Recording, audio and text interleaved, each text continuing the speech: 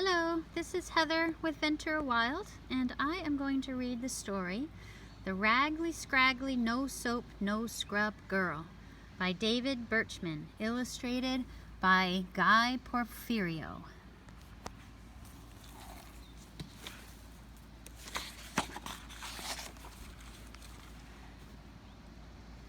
What I remember most about that summer is the dust. Each day it came looking for us children, and each day it found us. We didn't mind it one bit, but Mother, who did not tumble, roll, or romp about in it, fought the dust with a fury. She scooted it out the door with her broom, beat it out of her rugs and blankets, and rubbed it off her table and chairs, and scrubbed it off her children.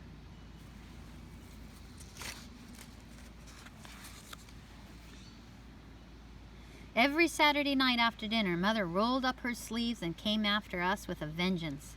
"Get down the tub, Father," she shouted, "and bring in some firewood. It's high time we scrubbed all these raggly, scraggly children." One Saturday night, just as we were sitting down to a dinner of cornbread, chicken and dumplings, and blackberry cobbler, we heard a rap at the door. Father thought it was just the wind, but Mother got up to answer it just in case. There stood the filthiest girl we had ever seen. "Good evening, y'all," she said. "I'm the Raggly Scraggly No Soap No Scrub Girl, and I've come to gobble up your food and grease up your plates." Mother looked over the rim of her glasses at the strange little dust-covered creature standing before her. She seemed puzzled, but Mother was not the kind of person to question a hungry guest, so she tucked her bewilderment inside her bandana and welcomed the stranger in.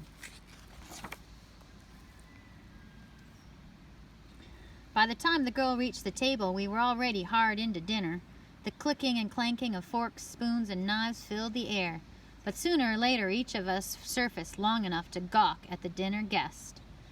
"Never mind guarding your grub," said the Raggly Scraggly No Soap No Scrub Girl. "I can't say that I'm extra special hungry this evening, unless you're having cornbread, chicken and dumplings, and blackberry cobbler."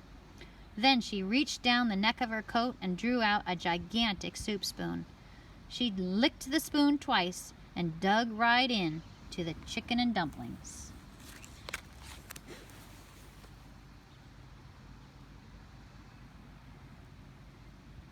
Watching that girl eat was a humbling experience. In one hand she held a great slab of cornbread, which she used to sponge up the dumpling gravy.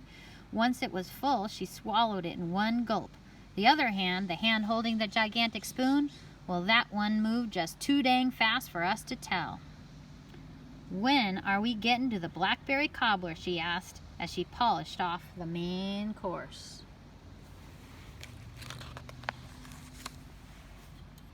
Mother studied her for a long, painful moment. She was just about to raise a scolding finger when Father suddenly threw up his arms. A huge raven had flown into the window and was trying to land on his shoulder. It tottered there briefly, flapping its dusty wings, then hopped onto the table, smack dab into the blackberry cobbler. "Well, look at this!" exclaimed the Raggly Scraggly No Soap No Scrub Girl. "Snitch has come to visit too." "Snitch is high-stepping cobbler all over the dinner table," yelled Mother. "Shoo him out of here this instant." "I would, ma'am," said the girl, "but he doesn't shoo easy." "I'm not asking you to shoo him out easy," replied Mother. "I'm telling you to shoo him out now." "Shoo, Snitch, shoo!" hollered the girl, waving her arms. "Get, shoo!"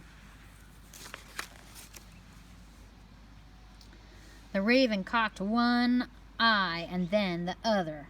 Then it picked up the cobbler pan in its beak and, using the length of the table as a runway, launched itself into the air.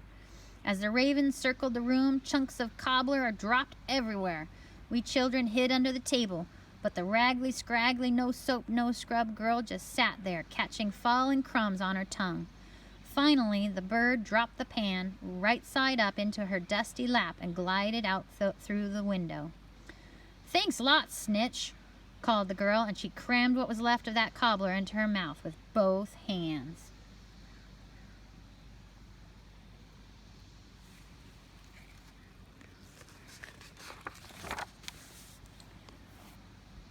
Mother sat unmoving in her chair, glaring at our dinner guest. She was all frowned up and about to thunder. But Father quickly pulled out his harmonica, tossed it over to me, and yelled, "Play us a tune, Zachariah. Play us a tune for dancing. Play us a tune for buckling up up the floor." Father picked up little Ansonia and waltzed her once around the room. Then he pulled Mother up out of her chair. "Now you just stop this," she protested, but she was smiling.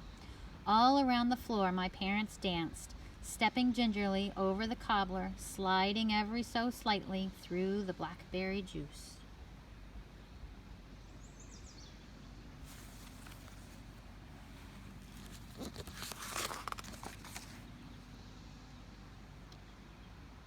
When they were all waltzed out, Father and Mother collapsed in laughter onto the sofa.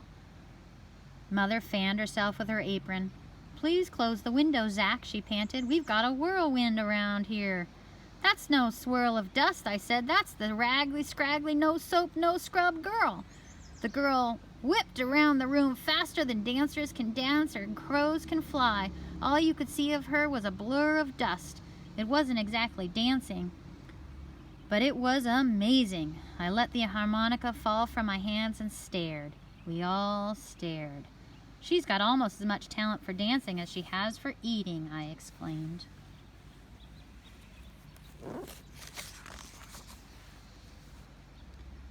Then the spinning girl became visible again and collapsed onto the sofa, between Mother and Father.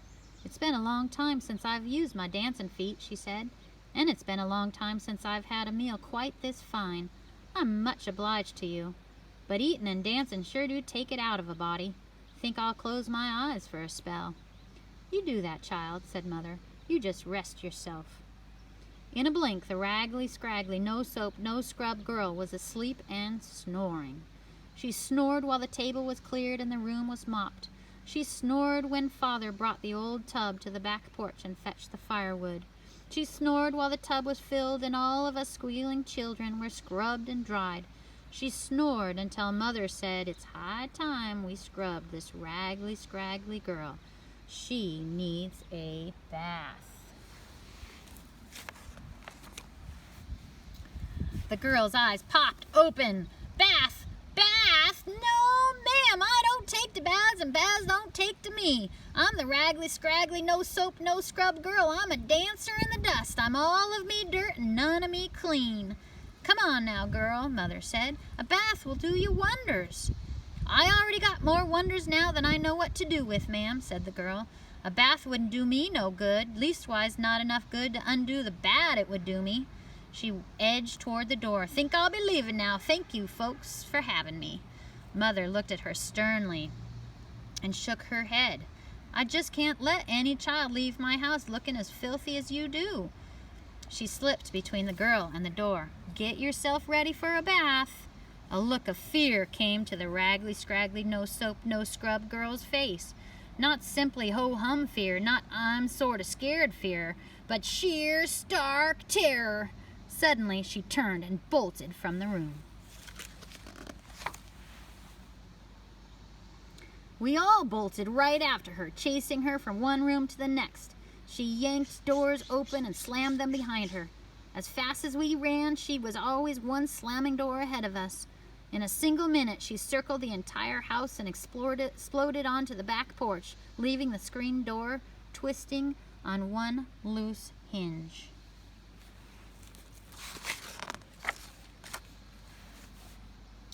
There was no way that anyone could have stopped her had she not placed her foot squarely down onto that cake of lye soap. But step on it she did, and before we knew what was happening, she flipped forward right into the tub.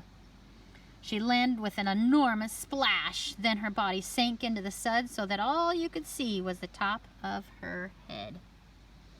For a long moment, everything was still except for a strange gurgle troubling the surface of the water. Then the girl surfaced in a fury, spitting and clawing and churning up the water. She sank again as quickly as she had surfaced.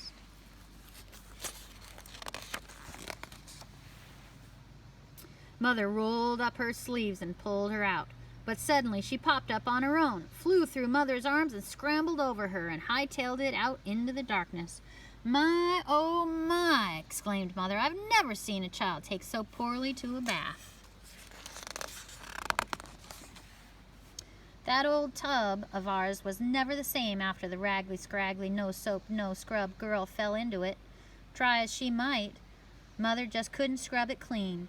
Steaming bath water would turn muddy brown before we even stepped into it. Mother had to admit she was licked. She planted Dusty Millers in the old tub and sent Father into town to buy a bright, new, shiny, galvanized metal tub that held twice as much bath water and twice as many raggly, scraggly children. I have no idea what became of that raggly, scraggly, no soap, no scrub girl. Who knows where a girl like that gets to when she makes up her mind to get herself gone? But you know, the dust always comes again after the rain, and a dirt-covered child always comes along on the heels of a freshly scrubbed one. So maybe, just maybe, she'll be back after all. Mother makes mighty fine cornbread, chicken and dumplings, and blackberry cobbler.